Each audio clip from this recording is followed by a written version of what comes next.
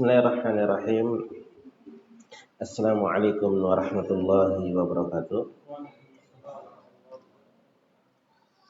Innal hamdalillah nahmaduhu wa nasta'inuhu wa nastaghfiruh wa na'udzu billahi min shururi anfusina wa sayyiati a'malina.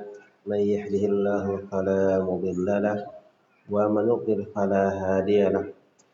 Asyhadu an la ilaha illallah wahdahu la syarika lahu wa asyhadu anna Muhammadan abduhu wa rasuluhu. Allahumma shalli ala Muhammad wa ala alihi wa ashabihi wa man tabi'ahum bi ihsanin ila yaumil qiyamah. Ikhwan rahimani wa rahimakumullah. Alhamdulillah, kita kembali memuji Allah Subhanahu wa taala atas segala karunia dan taufiknya, di mana di malam hari ini kita kembali dimudahkan untuk duduk di majelis ilmi, sebuah majelis yang dikatakan oleh Rasulullah sallallahu alaihi wasallam sebagai taman dari taman-taman surga. Nah, kepada ikhwan yang masih di luar, silakan masuk, masih banyak ruang yang kosong di dalam. Baik. Di pembahasan terakhir di dalam kitab Bulughul Maram yang akan kita bahas di malam hari ini, kita telah menyebutkan beberapa perkara dari pembahasan yang berkaitan tentang sholat Idul Fitri dan sholat Idul Adha. Di mana di hadis terakhir kita bacakan tentang hadis Nabi Sallallahu Alaihi Wasallam yang disebutkan oleh Ummu Atiyah, di mana Ummu Atiyah berkata, kita diperintah agar kami keluar baik dari para gadis, wanita-wanita haid untuk sholat Id. Di mana maksud dari kehadiran kami diperintah adalah untuk menyaksikan kebaikan dan doanya kaum muslimin. Adapun wanita-wanita haid, maka mereka menyingkir atau menjauh ketika akan ditunaikan sholat atau ketika dia telah berada di musholla. Nah, keterkaitan tentang sholatul Id ketika dia akan keluar dari rumah, ada satu hukum atau ada satu sunnah yang mungkin jarang kita lakukan. Satu sisi karena mungkin sudah gengsi atau merasa malu, atau satu sisi karena memang kita tidak ketahui sunnahnya. Dan di antara sunnah yang kami maksud adalah dianjurkannya seorang itu bertakbir ketika di malam ketika keluar untuk menuju lapangan, secara khusus sholat Idul Fitri. Jadi ketika setelah sholat subuh dia hendak keluar menuju lapangan musholla, maka dianjurkan dia bertakbir sampai imam itu berada di posisinya untuk sholat. Baik. Jadi itu akhir seseorang bertakbir di sholatul Idul Fitri. Di awalnya ketika selesai dari sholat subuh. Adapun sholat Idul Adha atau 10 Dzulhijjah, maka dimulai di tanggal 9 Dzulhijjah takbirnya. Baik, ini setelah maghrib dan berakhir di tanggal 13 dari Dzulhijjah yang dikenal dengan Ayyamut Tasyrik. Dia bertakbir, takbir yang didengar oleh orang-orang. Ini takbir bersendirian, masing-masing bertakbir. Apakah di kendaraannya, apakah ketika dia berjalan kaki. Dan takbir ini berlaku untuk pria dan wanita. Adapun wanita, dia bertakbir yang dia perdengarkan dirinya sendiri. Dia tidak angkat suaranya seperti para pria. Jadi dia perdengarkan untuk dirinya sendiri di saat dia keluar menuju musholla. Baik, di saat dia keluar menuju musholla.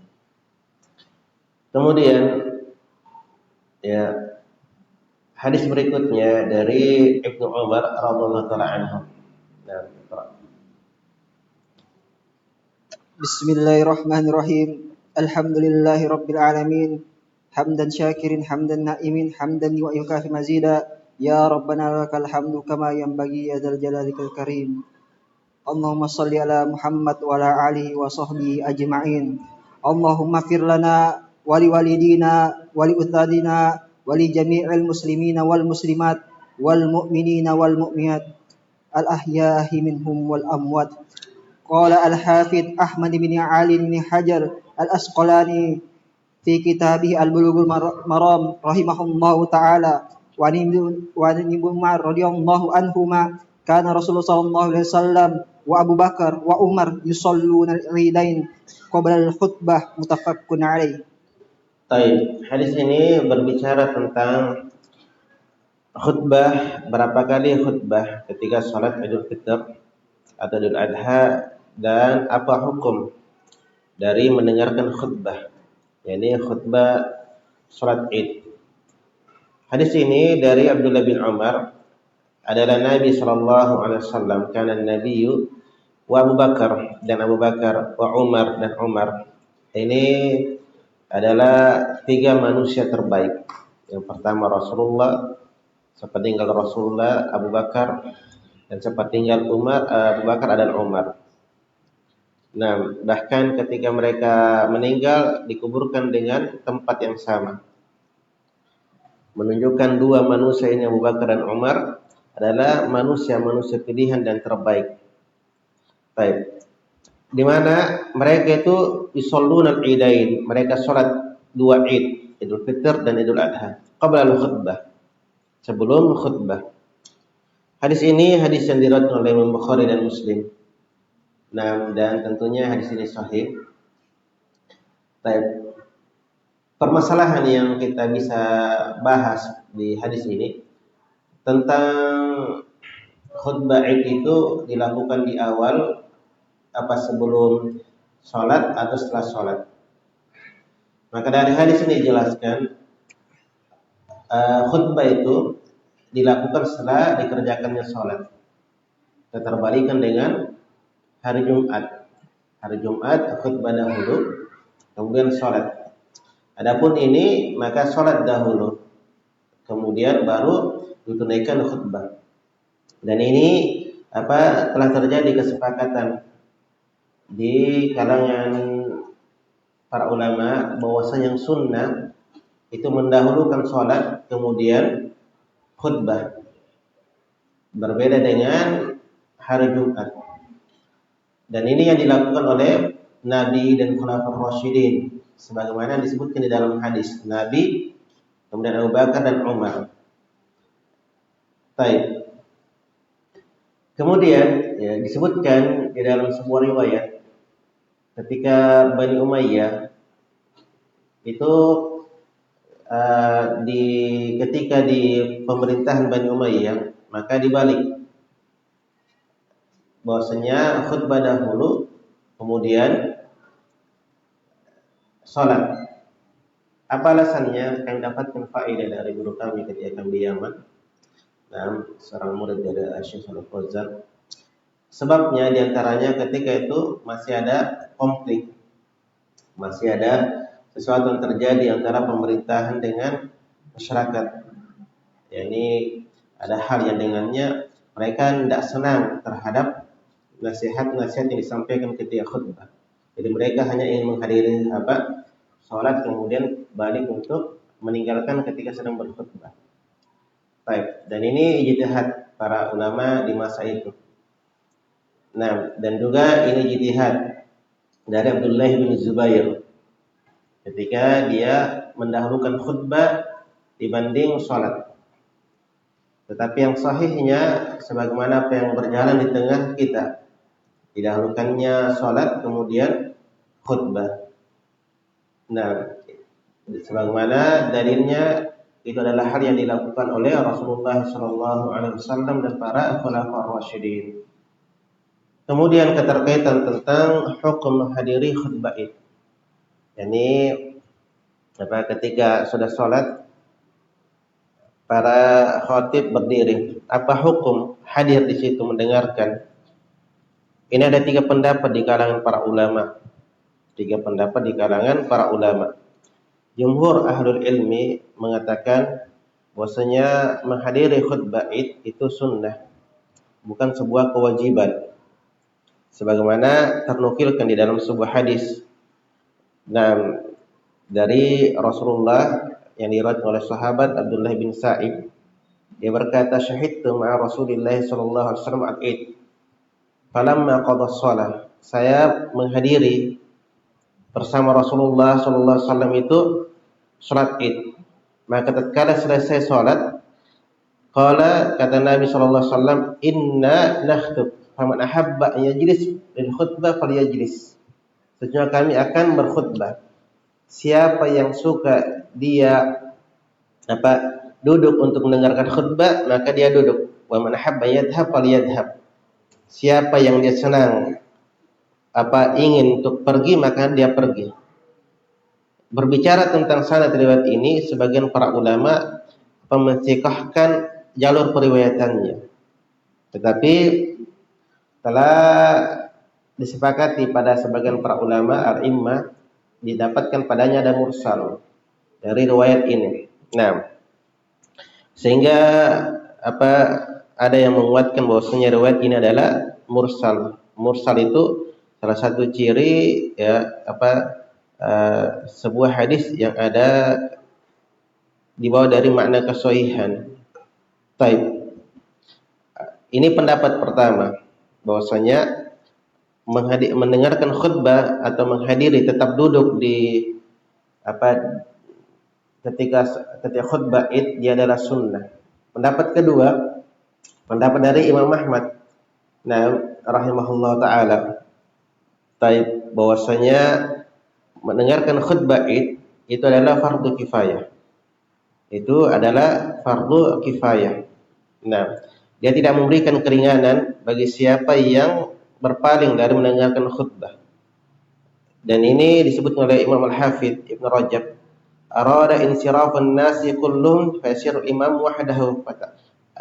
Manusia ingin berpaling meninggalkan salat khutbah Id, maka jadilah imam sendirinya, maka jadilah dia membatalkan khutbahnya.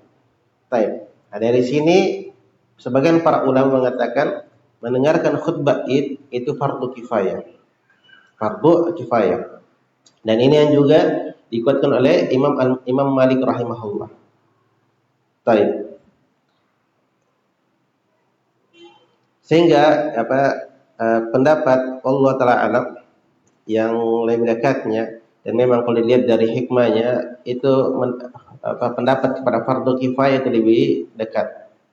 Nah, adapun dalil yang kita sebutkan tadi tentang kata Nabi sallallahu alaihi wasallam, siapa yang suka menghadiri mendengarkan khutbah maka dia duduk, kalau tidak dia pergi. Ini ada sanadnya mursal.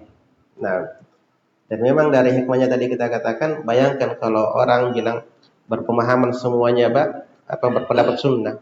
Jadilah imam itu khatib itu bersendirian di mimbar. Ya, siapa yang mendengarkan? Ya, tidak tergapai maksud dari khutbah itu. Allah taala alam. Hanya saja tentunya apakah berlaku tidak bolehnya berbicara atau sebagaimana sebagaimana khutbah Jumat. Ini wallahu taala alam. Kita berbicara tentang hukum menghadiri khutbah Id. Tapi ini mendengarkan atau menyimak, maka hukumnya fardu kifayah. Baik. Kemudian Qala musannif rahimahullahu taala wa Ibnu Abbas radhiyallahu anhuma anna Nabi sallallahu alaihi wasallam shalla yaumul 'id rak'ataini lam yusalli qablahuma wala ba'dahuma, akhrajahu sab'a. Baik. Hadis ini dari Abdullah bin Abbas radhiyallahu taala anhu, bahwasanya Nabi salat Id 2 rakaat. Dia tidak salat sebelumnya dan setelahnya. Diriwayatkan oleh imam yang 7. Nah, itu Sahihus Sunan dan Imam Bukhari dan Muslim. Baik. Dan tentunya ini hadis yang sahih. Di sini hadis ini berbicara tentang apakah boleh atau apakah ada sholat sebelum dan setelah mengerjakan sholat id. Dari hadis ini, kita jelas dapati keterangan bahwasanya yang sahih dari ahlul ilmi tidak ada sholat sebelum sholat id dan setelahnya di musolla, yaitu di lapangan. Tidak ada namanya tidak dikerjakan sholat tahiyatul masjid, karena dikerjakan bukan di masjid. Juga tidak ada sholat rawat qobliyah atau rawatib, qobliyah atau ba'diyah. Tidak ada. Ini sebagaimana hadis yang disebutkan tadi. Baik. Walaupun sampai dia sholat mutlak, kan ada sholat sunnah mutlak. Ini juga tidak disunnahkan. Jadi dia datang ke masjid, dia datang ke lapangan, kemudian duduk menunggu dikerjakan sholat. Kemudian dia duduk setelah sholat untuk mendengarkan khutbatul id. Baik. Qala musannif rahimahullahu ta'ala wa anhu anna Nabi sallallahu alaihi wasallam shallal 'ida bila adanin walal iqamati akhrajahu Abu Dawud wa asluhu fil Bukhari. Wa anhu yakni dari Abdullah bin Abbas. Anna Nabi shallal 'id bila adan wal iqamah. Ini juga penjelasan apakah salat id itu ada adannya atau ada iqamahnya. Dari hadis ini disebutkan Nabi sallallahu alaihi wasallam salat id tanpa memandangkan adzan atau tidak ada adzan dan tidak ada iqamah. Hadis ini hadis yang diriwayatkan oleh Imam Daud dan asalnya dalam Sahih Bukhari. Baik. Dan ini menunjukkan permasalahan yang kita pahami, memang tidak ada adzan dan iqamah kalau ingin mengerjakan salat id. Tidak dikumandangkan adzan sebagaimana salat 5 waktu. Apakah boleh mengumandangkan kalimat-kalimat yang lain? Semisal as-salatul jami'ah, uhduru lis-shalah, atau kalimat-kalimat yang lain agar orang mengetahui di sini ada salat id atau akan ditunaikan salat. Sebagian para ulama mengatakan demikian qiyasan kepada salatul kusuf. yakni karena salatul kusuf itu ada anjuran ketika akan ditunaikan salat gerhana, maka ada yang menyuruh as-salatu jami'ah, untuk agar orang-orang mengetahui salat kusuf dikerjakan. Tetapi para ulama menyebutkan jumhur ahli ilmi tidak ada perkara tersebut, ini tidak disyariatkan, tidak dianjurkan mengumandangkan atau mengucapkan kalimat as-salatu jami'ah atau kalimat-kalimat yang lain.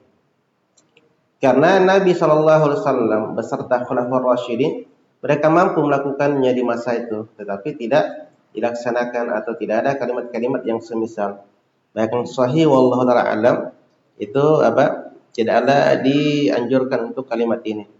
Kalau dikatakan agar orang-orang berkumpul, alhamdulillah masyarakat Indonesia secara umum itu tahu di mana lokasi-lokasi salat id. Apalagi selalu kalau ada salat id selalu ada takbir yang berkumandang di tempat tersebut, sehingga tidaklah merupakan hajat dikumandangkan kalimat as-salatu jami'ah.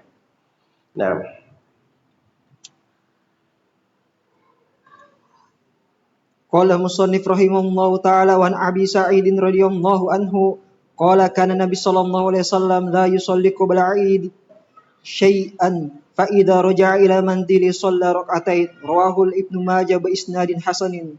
Baik, hadis berikutnya dari Abu Sa'id Al-Khudri. Adalah Rasulullah sallallahu alaihi wasallam dia tidak salat sebelum id sedikit pun. Ini sudah kita katakan tadi. yakni tidak ada salat mutlak, tidak ada salat qabliyah dan tidak ada salat tahiyatul masjid kalau dikerjakan di lapangan. Fa idza raja'a ila manzilihi, tetapi kalau Nabi kembali ke rumahnya maka dia salat 2 rakaat. Hadis ini hadis yang diriwayatkan Imam Ibnu Majah dengan sanad yang hasan. Dari sini bisa kita paparkan yakni salat sebelum dan setelah salat id. Salat sebelumnya tadi sudah kita jelaskan bahwasanya tidak ada. Apakah ada salat setelah salat id? Kalau dari hadis dikatakan ada, tetapi itu bukanlah menunjukkan sholat ba'diyah. Tetapi yang dikerjakan Nabi Shallallahu Alaihi Wasallam itu pada dua kemungkinan, sholatul mutlak atau sholatul duha. Sholatul mutlak atau sholatul duha. Baik. Demikian juga ya, boleh mengerjakan sholat sebelum sholat Id, yaitu apa? Ketika sholat dikerjakan di masjid. Sholat apa namanya? Tahiyatul masjid. Kalau sholat dikerjakan di masjid, dan pernah dikerjakan di masjid ini ya, ketika Idul Adha, seingat saya, hujan. Maka sholatnya di masjid ini. Maka boleh mengerjakan sholat 2 rakaat. Itu sholat apa? Tahiyatul masjid. Adapun kalau di lapangan maka tidak ada sholat. Mau qabliyah atau ba'diyah. Apa yang dilakukan oleh Nabi bukan menunjukkan sholat apa? Ba'diyah setelah itu, tapi sholat duha atau sholatul mutlak. Baik.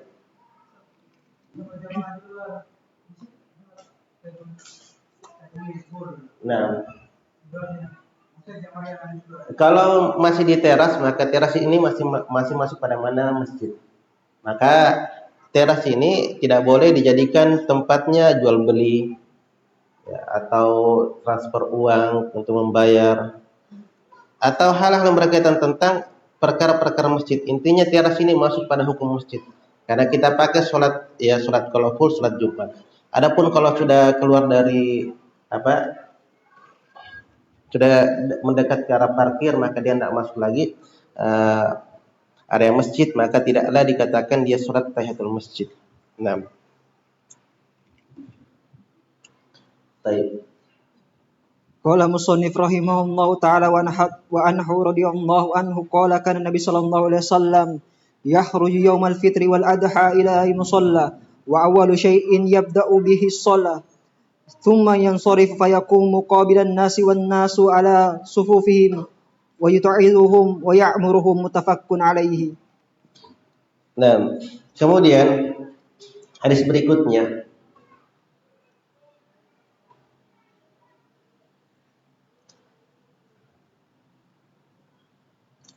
ini dari Abi Sa'id juga, Abu Sa'id Khudri. Adalah Rasulullah SAW keluar pada hari Fitr dan Idul Adha menuju musolla. Jadi sekali lagi, musolla adalah tempat yang dimaksudkan untuk sholat, tetapi pada makna dia area yang luas, bukan masjid. Nah, dan yang pertama kali yang Rasulullah lakukan adalah dia memulai dengan sholat. Dia memulai dengan sholat, yakni sholatul Id, atau sholat Idul Fitr atau Idul Adha. Kemudian dia berpaling menghadap kepada jamaah, dia berdiri menghadap kepada manusia, dan manusia tetap berada di saf-saf mereka. Ini juga menunjukkan para sahabat itu tidak pergi ketika selesai sholat. Dia mendengarkan apa? Dia mendengarkan nasihat dari Rasulullah SAW. Dan ini yang harus kita contoh. Ini yang harus kita contoh, kita teladani. Di mana Nabi SAW itu fa'iduhum, Nabi memberikan nasihat kepada mereka dan memerintahkan kepada mereka. Hadis ini hadis yang diriwayatkan oleh Bukhari dan Muslim. Baik. Sekarang beberapa permasalahan di dalam hadis ini, yakni tentang tempat sholat Id di mana dikerjakan. Yang sahih dari ahlul ilmi jumhur, yang sunnah sholat Id ditegakkan di musola, yaitu di lapangan, ya, yang area luas. Karena kalau sekiranya lebih utama di masjid, maka Nabi mengerjakan di masjidnya, di Masjid Nabawi. Tetapi ternyata bersama dengan keutamaan sholat, bersama dengan keutamaan Masjid Madinah, Nabi tidak mengerjakan sholat Idnya di apa? Di masjid tersebut. Tetap dikerjakan di musola, yaitu di halaman yang luas, di area yang luas.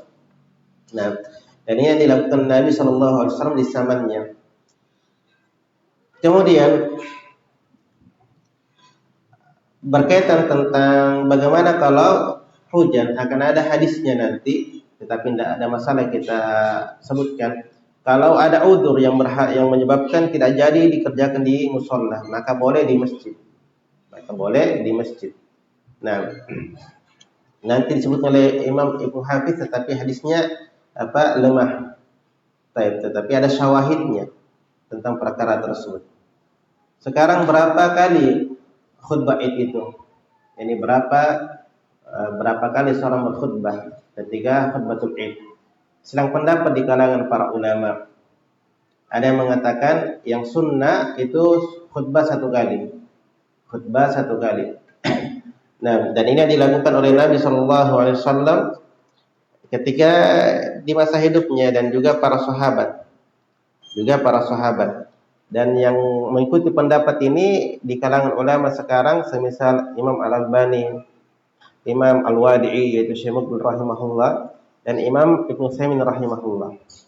Pendapat yang kedua, bahwasanya khutbah Id itu adalah 2 kali, sama dengan khutbah Jumat. Dan ini pendapat seorang fuqaha yaitu tabi'in. Naam, yani pendapat dari Urwah bin Abdullah. Dan ini pendapat diikuti oleh jumhur mazahib dari mazhab Malikiyah, Hanafiyah, Syafi'iyah, Hambaliyah, dan juga mazhab Adh-Dhahiriyah, Ibnu Hazm. Dan Lajnah Daimah itu menguatkan pendapat ini, bahwasanya khutbah Id itu 2 kali. Nah, ala kulli hal, apa yang berjalan di tengah masyarakat? Di tengah masyarakat apa yang berjalan? 2 kali khutbah. 2 kali khutbah. 2 kali. Apa yang berjalan di tengah masyarakat itu ya bisa diamalkan. Dan bagi yang mengamalkan khutbah Id 1 kali tidak mengapa juga, karena memang dari sisi pendalilan itu kuat.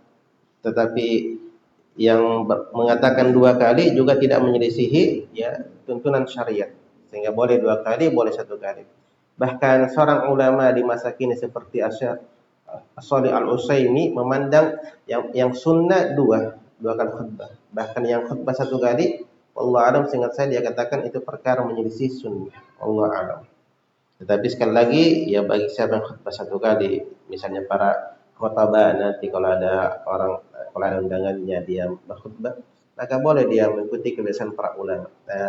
Kebiasaan yang berjalan di tengah masyarakat itu, biar tidak gontok-gontokan saja. Selama kebiasaan itu tidak melanggar syariat. Apa kaidahnya? Ya. Al-'adatu yusal. Al-'ada muhakkamah. Baik.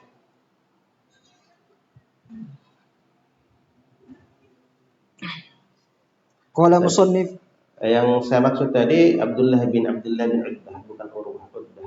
Nah, Abdullah bin Utbah. Ya tadi sahabat fuqaha, 7 para ahli fikihnya di masa tabi'in. Nah, qala musannif rahimahullahu taala wa an Amr bin Shu'aib an abihi an jaddihi radhiyallahu anhu qala Nabi sallallahu alaihi wasallam at-takbiru fil fitri sab'un fil ula wa khamsun fil ukhra wa qira'atu ba'dahuma fil akhirah. Ukhra atau akhirah? Ukhra sih. Jadi pakai ya Akhir situ. Pakai ya lazimah. Pakai ya lazimah situ. Atau tamar buta. Baik, lalas. Itu akhir saja. Qala Nabi sallallahu alaihi wasallam at-takbiru fil fitri sab'un fil ula wal khamsul fil akhirah wal qira'atu ba'dahuma kiltaihima akhrajahu Abu Dawud wa naqalat at-Tirmizi anil Bukhari atas tashiha. Baik. Keterkaitan hadis yang sebelumnya tadi, masih ada pembahasan terlewatkan. Apa isi dari khutbah tersebut? Sebagian para ulama menyebutkan khutbah Id itu sebagaimana apa yang ternukilkan di dalam hadis adalah memberikan wasiat kepada manusia dan memerintahkan kepada yang ma'ruf. Mewasiatkan mereka memberikan nasihat kepada mereka tentang neraka, tentang surga, dan memerintahkan agar melakukan perkara-perkara ma'ruf dan menjauhi yang mungkar. Baik. Sebagian para ulama menasihati ya khutbah Id bersesuaian dengan hari tersebut. Kalau Idul Fitri maka ceramahnya yang berkaitan tentang Idul Fitr. Pada Idul Adha maka berkaitan tentang Idul Adha. Nah, kemudian apa yang dibuka dengan khutbah apa kalimat pendahulunya? Masyhur di kalangan para ulama yaitu apa yang berjalan di lisannya Nabi, apa yang diamalkan Nabi adalah khutbah sebagaimana apa yang sering kita sampaikan, itu khutbatul hajah. Innal hamdalillah nahmaduhu wa nasta'inuhu. Yani ada pujian dan ada sana kepada Allah. Apakah ada takbir? Yani kalau kita biasa bertakbir Allah Akbar 7 kali.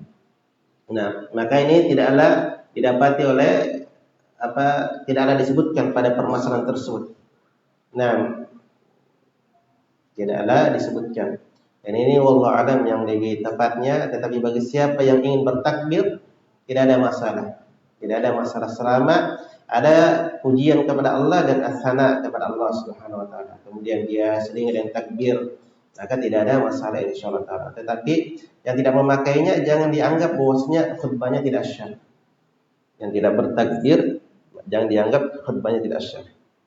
Kemudian hadis berikutnya, hadis yang berkaitan tentang tata cara Idul Fitr. Nah, itu dari Amr bin Shu'aib, dari bapaknya dan dari kakeknya. Nabi SAW berkata, takbir di salatul Idul Fitr itu 7 kali di rakaat awal dan 5 kali di rakaat akhir kedua, dan membaca setelahnya wal qiraatu ba'dahuma, dan membaca Al-Fatihah di setiap rakaat pertama dan keduanya. Nah, hadis ini hadis yang sahih. Nah, permasalahan tentang takbir di salatul Id. Tentang takbir di salatul Id. Yang sahih dari jumhur ahli ilmi disunnahkan. Ini maksudnya disunnahkan 7 kali, yakni Allahu Akbar, Allahu Akbar, Allahu Akbar. Kalau dia cuma baca Allahu Akbar takbiratul ihram baru alhamdulillah, maka salatnya syah insyaallah taala. Salatnya syah. Nah, karena memang Nabi melakukan, tetapi tidak terdapatkan dalil dari Nabi memerintahkan perkara tersebut. Jadi kalau dia cuma takbiratul ihram, kemudian dia baca Al-Fatihah, maka salat Idnya syah. Tetapi kalau dia ingin 7 kali, maka tidak mengapa. Baik. Kemudian apakah 7 kali ini masuk dengan takbiratul ihramnya atau berbeda? Maka jawabannya berbeda. Takbiratul ihram berdiri sendiri. Adapun 7 kali itu adalah takbir yang dimaksud. Di rakaat kedua, apakah takbiratul intiqal masuk pada 5 itu? Sebagian para ulama mengatakan tidak. Jadi 6 dengan takbiratul intiqal. Tetapi apa yang ternukilkan dari pendapat semisal Syekh bin Baz rahimahullah, saya melihat dia memasukkan bahwasanya 5 dengan takbiratul intiqal. Nah, wallahu ta'ala alam. Kemudian apakah setiap kali takbir itu mengangkat tangan? Tidak ternukilkan di Nabi SAW bahwasanya Nabi mengangkat tangannya setiap kali dia bertakbir. Hanya saja ternukilkan dari Abdullah bin Umar.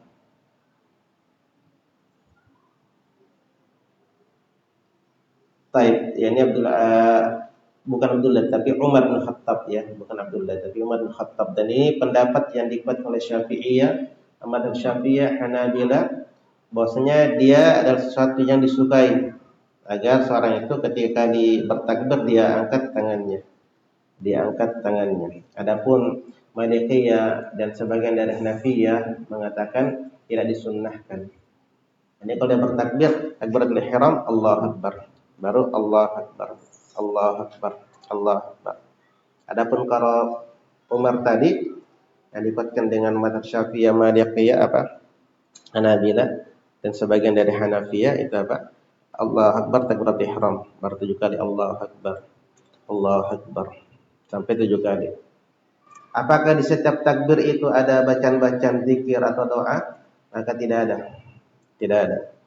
Tetapi bagi imam, kalau dia lihat masyarakat kebiasaannya demikian, taib, wallahu alam, mungkin dia bisa pelan. Nah, bisa jadi mereka menganggap ada bacaan di situ. Yani Allahu Akbar, baru Allahu Akbar. Dia diam sejenak, ya, tetapi tidak lama baru dia bertakbir lagi. Sebagian para ulama mengatakan mubasyarah. Dan itu 7 kali takbir itu mubasyarah. Nah, mubasyarah artinya tidak ada Allah Akbar cepat begitu.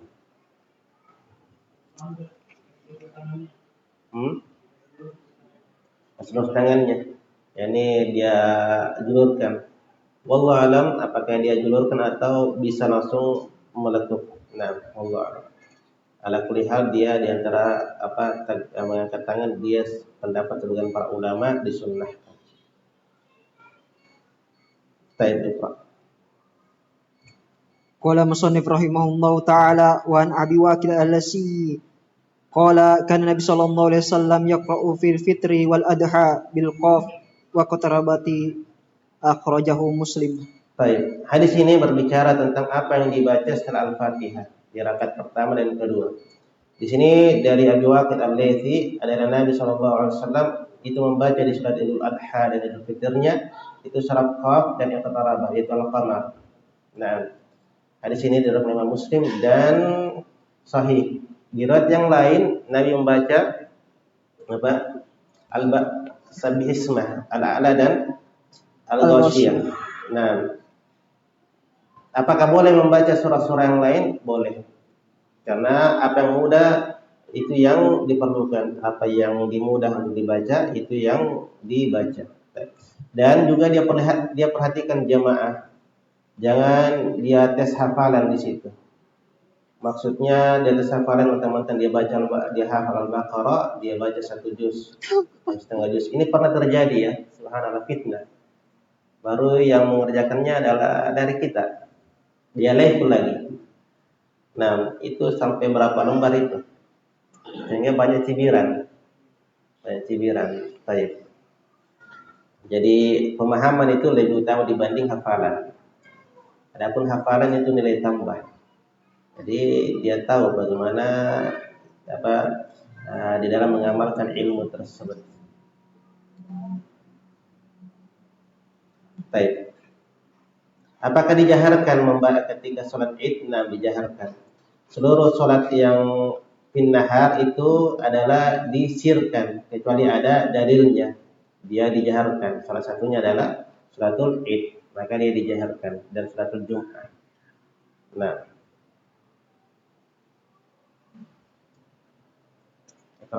Qala musannif rahimahullah ta'ala wa an Jabirin radhiyallahu anhu qala kana Rasulullah sallallahu alaihi wasallam idza kana yaumul 'idi khalafat tariqa akhrajahu al-Bukhari.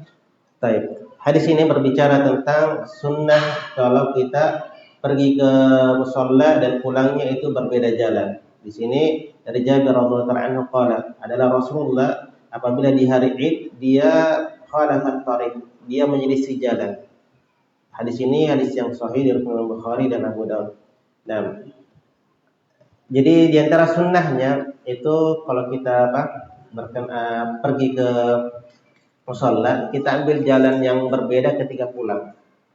Ini sunnahnya karena di antaranya sebagai bentuk syiar agama. Wa man yu'azzim sya'airallah fa innahu taqwal qulub. Baik. Ini berlaku bagi yang berjalan kaki atau yang berkendara. Nah,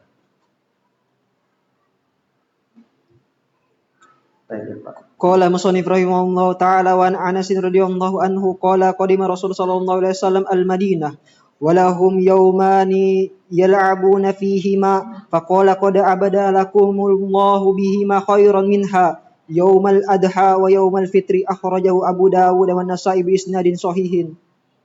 Baik, 3 hadis terakhir belum masuk waktu. Belum. Kita insyaallah dapat ya setelah ini kita. Ini kata Nabi sallallahu alaihi wasallam di dalam hadis ini dari Anas bin Malik Rasulullah SAW tiba di negeri Madinah, dan ketika itu masyarakat memiliki 2 hari yang mereka bersenang-senang pada 2 hari tersebut. Maka Nabi langsung berkata, hadis ini ada panjang, tetapi Nabi langsung, Ibnu Hajar meringkas. Nabi berkata, sungguh Allah telah mengganti bagi kalian 2 hari tersebut yang lebih baik dari keduanya, yaitu hari Idul Adha dan Idul Fitr. Hadis ini hadis yang diriwayatkan Abu Daud, Nasai, dan dengan sanad yang sahih. Baik. Di sini menunjukkan bahwasanya hari raya kita hanya 2, selain dengan hari raya pekanan yang kita sebutkan di awal pertemuan. Selain dari itu, hari ibu, hari ayah, hari Valentine, hari tahun baru, itu semua adalah hari raya yang tidak dibenarkan dalam syariat agama kita. Mengasihi ibu dan mengasihi ayah itu setiap hari, tidak ada hari tertentu. Hari Maulid, hari Isra Mi'raj, bersalawat kepada Nabi itu setiap saat, bukan di hari-hari tertentu. Maka tidak ada hari raya kecuali 2 hari raya ini. Adapun hari raya tersebut ada yang buatan orang kafir dan ada buatan para pelaku bid'ah. Maka tidak dibenarkan di dalam syariat. Kemudian di antara sunnah di hari Id adalah berhias. Berhias, memakai pakaian baru atau yang bagus, memakai wangi-wangian. Nah, ada hadis-hadis yang menunjukkan bahwasanya Nabi memakai jubah dan juga memakai rida, tetapi hadisnya lemah. Yang sahihnya apa diriwayatkan oleh Umar ketika dia belikan baju untuk Rasulullah dipakai untuk berhari raya dan menerima tamu, menunjukkan bolehnya berhias ketika di hari raya. Nah, kemudian di antara permasalahan tentang mengucapkan tahniyah, ya. Tahniyah itu mengucapkan selamat kepada teman-teman kita. Maka ini boleh. Misalnya kalimat taqabbalallahu minna wa minkum ini boleh. Dan ucapan-ucapan yang lain, semisal ucapan kullu amin wa antum bi khair. Atau kalimat kita, apa itu? Minal a'idin wal fa'idin. Ini boleh. Karena makna-maknanya doa, dan memang tidak ada kalimat tertentu tentang tahniyah ini. Dan boleh saling bersalaman dan boleh saling berpelukan. Ini adalah perkara yang disunnahkan ketika hari Id. Dan bermain-main ketika hari raya ini diperbolehkan karena padanya ada makna kesenangan, mengumbar kesenangan atau semisalnya. Dan ini sudah kita bahas di beberapa waktu yang lain. Nah, hadis berikutnya itu hadis terakhir. Qala musannif rahimahullahu ta'ala wa an Ali radhiyallahu anhu qala minas sunnati an yakhruja ila al-id masyian rawahu at-Tirmizi wa hasanahu. Hadis ini walaupun Imam Tirmizi menghasankannya, tetapi sanadnya ada kelemahan sehingga dia dhaif. Nah,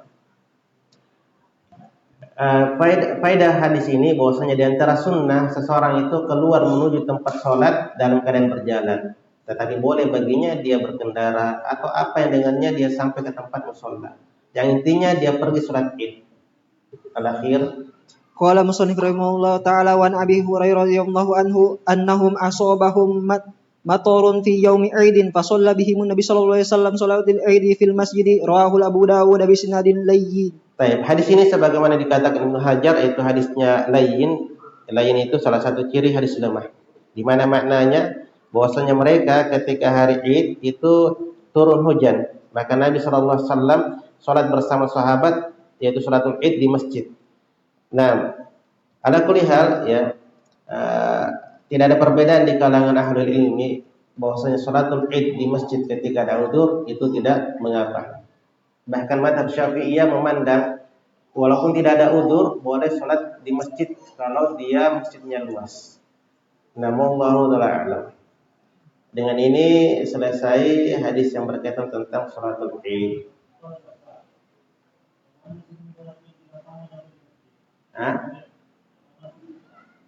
Yang mana sunnah? Kalau kita lihat hadis-hadis maka menunjukkan sunnah, lebih sunnah mengerjakan sholat Id di lapangan musholla. Itu kita pertama kita lihat apa yang Nabi lakukan di masa lalu. Nah, bahwasanya Nabi lebih memilih sholat di musholla.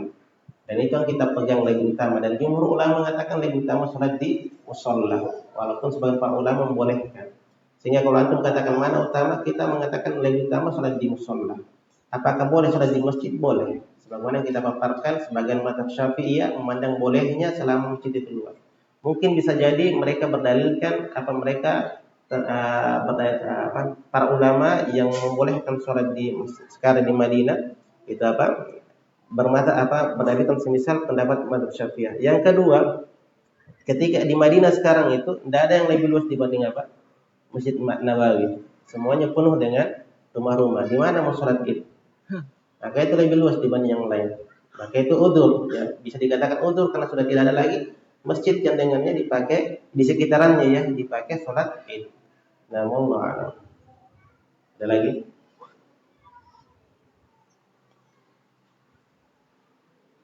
Tidak ada.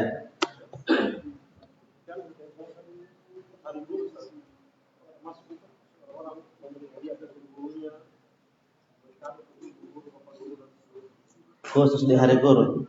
Nah, tidak diperbolehkan. Selama dia khususkan sebuah hari yang dia maksudkan di situ untuk bersenang-senang atau sesuatu yang terus terulang, maka ini dikatakan Id. Maka ini tidak diperbolehkan. Kalau dia yang memberi hadiah, maka dia jangan khususkan di hari tertentu. Nah, jadi tidak ada namanya hari guru atau semisalnya. Tidak boleh dikhususkan sebuah hari yang dengannya di situ ada seolah-olah keutamaan. Wallahu a'lam.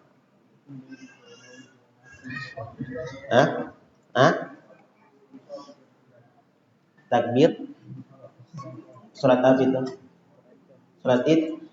Wallahu a'lam, yang nampak dari hadis-hadis dan apa berjalan di kalangan para ulama dan penjelasan mereka, tidak ada namanya surat takbir berjamaah. Semuanya masing-masing. Itu yang sunnah. Baik, jadi kalau mereka maksudnya di sini sendiri-sendiri tidak mengapa mereka berbarengan. Tetapi tidak dikomandoi satu orang. Kalau berbarengan itu mereka bertakbir masing-masing. Tetapi kadang bersamaan takbirnya. Yang tidak diperbolehkan ketika dipimpin oleh seseorang. Nah, ini yang tidak diperbolehkan. Wallahu a'lam. Baik.